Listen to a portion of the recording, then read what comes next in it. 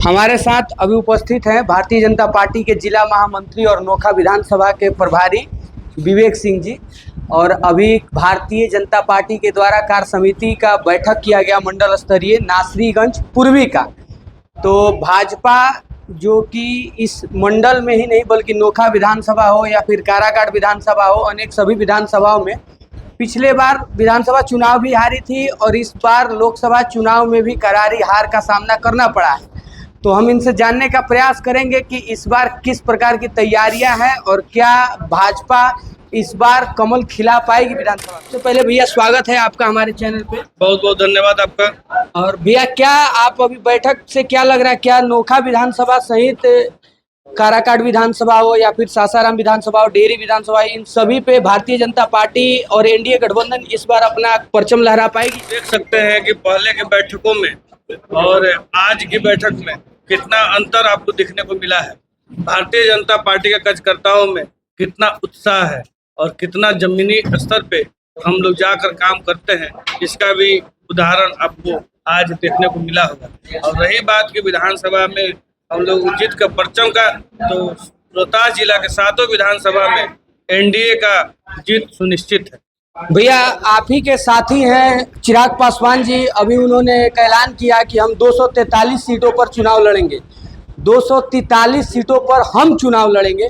इसके बारे में आप क्या कहना चाहेंगे? भाजपा और एनडीए से अलग होकर लड़ेंगे। उन्होंने कहा 243 सीट पे हम चुनाव लड़ेंगे, मैं चुनाव लड़ूंगा ये नहीं बोले।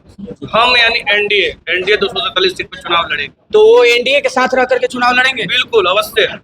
तो आपको लग रहा है कि इस बार जो 7 विधानसभा है इधर एनडीए अपना परचम फहरा पाएगी?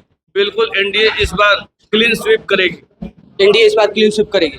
भारतीय जनता पार्टी को लोग एक विशेष वर्ग का जैसे फॉरवर्ड का पार्टी बताते हैं, और इस भीड़ में जो लोग हमको दिख रहे हैं इसमें तो हमको लग रहा है कि हर समाज हर वर्ग के आदमी हैं। तो इसके बारे में आप क्या कहना चाहेंगे? देखिए, भारतीय जनता पार्टी एक विचारधारा की पार्टी है, ना कि किसी एक जात समाज की पार्टी है। भारतीय जनता पार्टी में लोकतंत्र जितना मजबूत है उतना शायद ही किसी पार्टी में लोकतंत्र मजबूत है। और हमारे ऊपर सवाल खड़ा करने वाले कि किसी एक जाति की पार्टी है, वो अपने तरफ उंगली घुमा के देख लें कि वो सिर्फ एक जाति की पार्टी है कि भारतीय जनता पार्टी है। भारतीय जनता पार्टी सभी की पार्टी है, लोकतांत्रिक पार्टी है, विचारधारा की पार्टी है।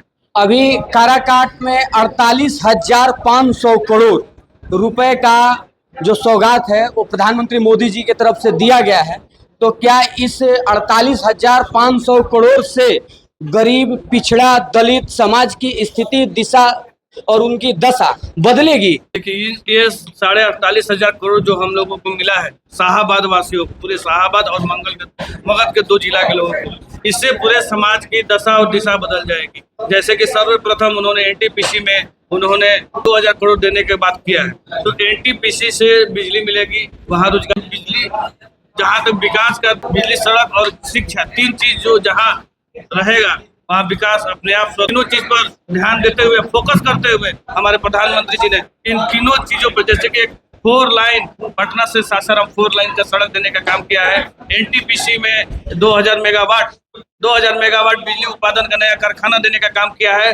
उसके बाद नवोदय स्कूल बनाने का काम किया है। जी ने हम लोगों को, पूरे शाहाबाद वासियों को सौगात देने का काम किया। इससे शाहाबाद नया विकास होगा और लोगों में नया ऊर्जा का संचार होगा। मोदी जी के द्वारा देश के अंदर कई अनेकों कार्यक्रम चलाए गए, कई योजनाएं चलाए गए, कई गरीबों का लाभ हुआ, लेकिन बहुत सारे विपक्ष के जो लोग हैं वो केवल ये कहते हैं 5 किलो राशन की बात करते हैं, लेकिन 5 लाख रुपए की बात नहीं करते हैं। इसके ऊपर आप क्या कहें? सर्वप्रथम मैं बता दूं कि नरेंद्र मोदी जी के सरकार में आज तक 11 साल के शासनकाल में 25 करोड़ गरीबों को गरीबी रेखा से बाहर निकालने का काम नरेंद्र मोदी सरकार ने किया है। कांग्रेस की सरकार थी, यूपीए की सरकार थी, सिर्फ गरीबों की बात करती थी, लेकिन गरीबी हटाने का, गरीब को गरीबी मिटाने का काम नहीं करती थी। गरीब को गरीब ही छोड़ देती थी, उन्हें गरीबी रेखा से बाहर निकालने का काम नहीं करती थी। मोदी सरकार ने गरीबों को गरीबी रेखा से, 25 करोड़ लोगों को गरीबी रेखा से बाहर निकालने का काम किया है और उन्हें केंद्र द्वारा संचालित सभी योजनाओं का डायरेक्ट लाभ मिला है। बीच में कोई बिचौलिए नहीं थे, बीच में कोई कमीशन खोरी नहीं हुई है। दिल्ली से यदि 1 रुपया चला तो एक रुपया हमारे लाभार्थी के पॉकेट में गया। भैया, लोकसभा चुनाव में जो उम्मीद थी उस अनुसार भारतीय जनता पार्टी को सीट नहीं आया, बहुमत नहीं आया, लेकिन उसके बाद विधानसभा चुनाव दर चुनाव भारतीय जनता पार्टी जीतते चली आ रही है।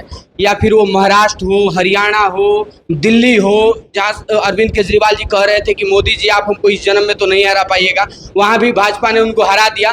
तो इसके बाद अभी एक चुनौती है बिहार, और बिहार के बाद बिहार से भी बड़ा चुनौती है भाजपा के लिए बंगाल। तो क्या आपको लगता है कि जो सिलसिला चला आ रहा है जीत का, ये मतलब चलेगा या फिर बिहार में थम जाएगा? देखिए, झूठ का डफली बार बार नहीं बजेगा।